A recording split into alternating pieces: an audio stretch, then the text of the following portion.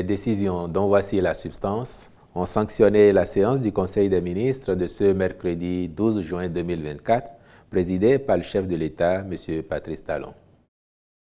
Au titre des communications, en point 1, mise en œuvre du plan d'action de réinstallation des personnes affectées par les travaux de construction de l'échangeur du carrefour Vedoko dans la ville de Cotonou.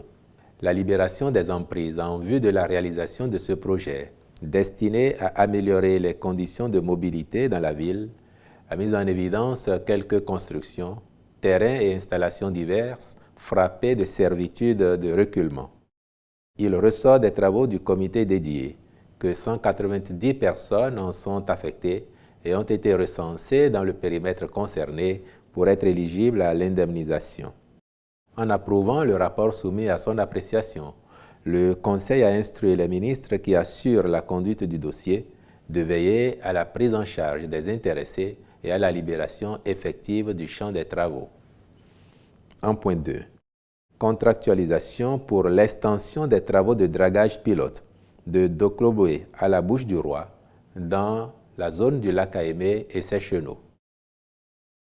Dans le cadre de la réhabilitation de ce lac et ses chenaux, le dragage pilote lancé au niveau du carrefour de Djondji-Honclou a été mené à terme de façon satisfaisante. En effet, le volume des sédiments dragués a atteint 8 737 415 mètres cubes, soit 104,6% du volume initialement prévu. L'entreprise a par ailleurs réalisé 12 hectares 5 de mangroves pour une superficie initialement envisagée de 10 hectares, soit un taux de réalisation de 125%. De même, les ouvrages prévus, constitués de 2 passerelles à Meko et Haata et de 4 embarcadères-débarcadères à Djondji, Honclou, Meko et Gonko, ont été exécutés.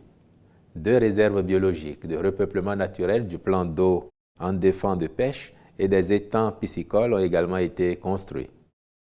Pour optimiser les gains de cette opération, il s'avère nécessaire d'étendre le dragage au segment Dokloboué-embouchure Bouches-du-Roi à Avlo-Plage afin de faciliter la navigation fluviale et la migration des espèces halieutiques entre l'océan et les eaux continentales. Aussi, le Conseil a-t-il marqué son accord pour la contractualisation avec l'entreprise ayant exécuté la première opération en vue de la prise en charge de ce segment supplémentaire. Le ministre du Cadre de vie et des Transports, chargé du développement durable, veillera à la bonne réalisation des travaux. En point 3, adoption du document de programmation budgétaire et économique pluriannuel 2025-2027. Institué par la loi organique relative aux lois de finances, le débat d'orientation budgétaire a pour principal support le document de programmation budgétaire et économique pluriannuel, accompagné des documents de programmation pluriannuelle des dépenses qui constituent les principaux vecteurs de la performance. L'ensemble de ces documents forment le rapport préparatoire au débat qui participe du renforcement des pouvoirs de contrôle de l'institution parlementaire. Cette démarche permet d'améliorer son information à travers la présentation d'une première estimation de l'évolution de la situation économique et financière du pays à moyen terme. C'est à cette fin que le présent document de programmation budgétaire et économique pluriannuel a été adopté par le Conseil pour être transmis à la représentation nationale. Il postule que sur la période 2025-2027, la politique économique sera orientée vers la poursuite de la transformation de l'économie, conformément au programme d'action du gouvernement 2021-2026. Plus précisément, l'État poursuivra les actions de diversification de l'économie, d'amélioration des capacités de production et de productivité. Il est à noter qu'un accent particulier sera accordé au développement du secteur industriel, l'objectif étant de poursuivre la remontée des chaînes de valeur par une transformation locale des produits agricoles et non agricoles. Dans ce cadre, l'État continuera le développement de la zone économique spéciale de Golo-Djigbe et poursuivra son accompagnement au secteur industriel en général. Sur le plan social, l'État s'investira dans l'extension des filets sociaux et les progrès pour l'atteinte des objectifs de développement durable ODD. Le but visé est de faire bénéficier les fruits de la croissance au plus grand nombre et d'améliorer les conditions de vie des populations, notamment les plus vulnérables. À cet effet, la généralisation du projet Assurance pour le renforcement du capital humain sera effective, les autres mesures sociales seront poursuivies et renforcées, les projets à fort impact social et sur les ODD continueront de cristalliser l'attention. S'agissant des finances publiques, l'État va maintenir un cadre financier soutenable.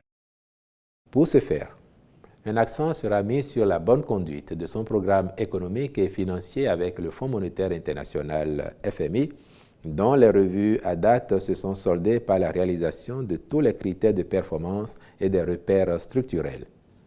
En outre, les réformes engagées au niveau des entreprises publiques, des collectivités locales et des organismes de sécurité sociale seront consolidées afin de sauvegarder les acquis et d'optimiser leur contribution à l'économie.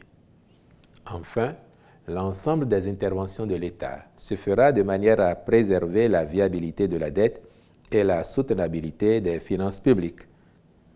En point 4, adoption de la marque pays du Bénin.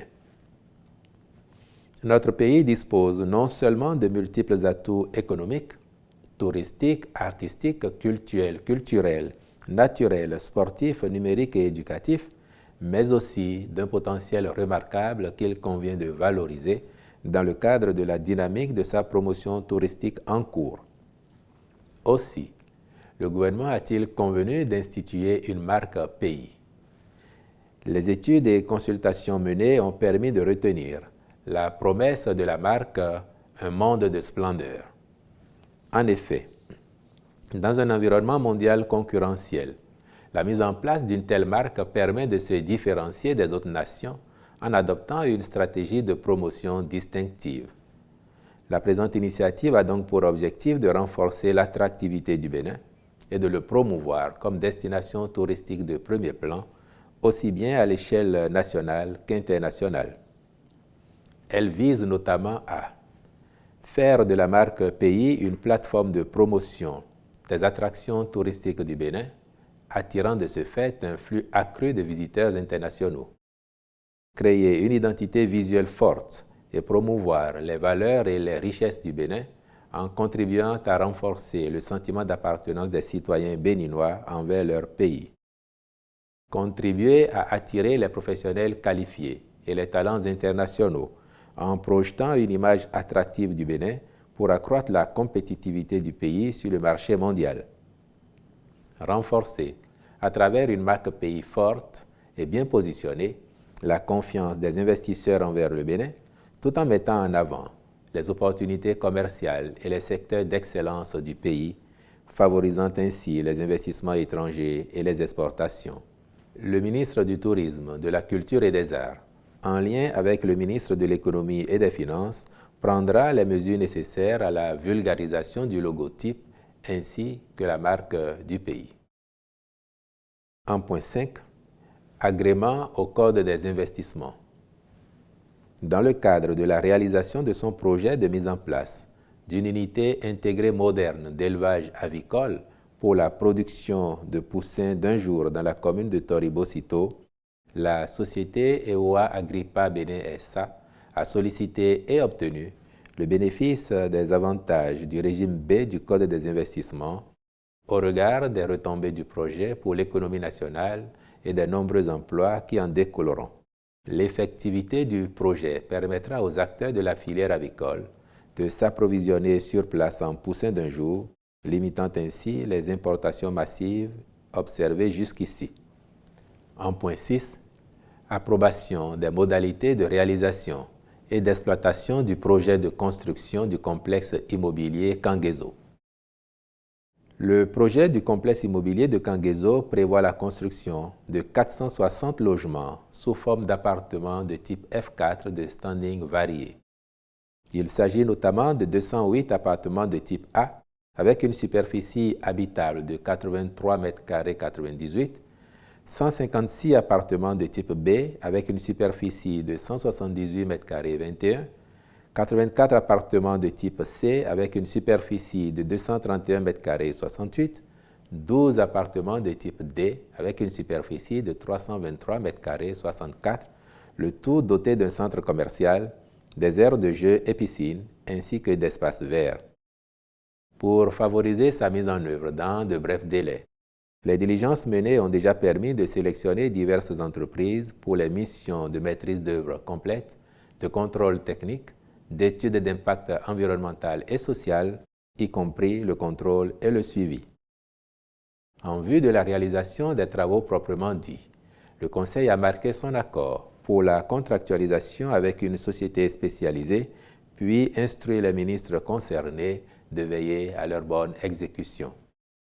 Au titre des rencontres et manifestations internationales, il a été autorisé la participation du Bénin à la réunion de consultation avec les commissions nationales africaines pour l'UNESCO à Luanda, en Angola, du 18 au 21 juin 2024. Au deuxième concours international de compétences techniques, la ceinture et la route, à Chongqing, en Chine, du 24 au 26 juin 2024, puis l'organisation à Cotonou de la 25e réunion statutaire des présidents des cours des comptes et des conseillers à la Cour des comptes de l'UEMOA du 15 au 19 juillet 2024. Au titre des mesures individuelles, enfin, les nominations ci-après ont été prononcées. À la présidence de la République, au commissaire à la prévention de la corruption, M. Jacques Migan, au ministère de la Justice et de la Législation, directeur du Centre national du casier judiciaire, M.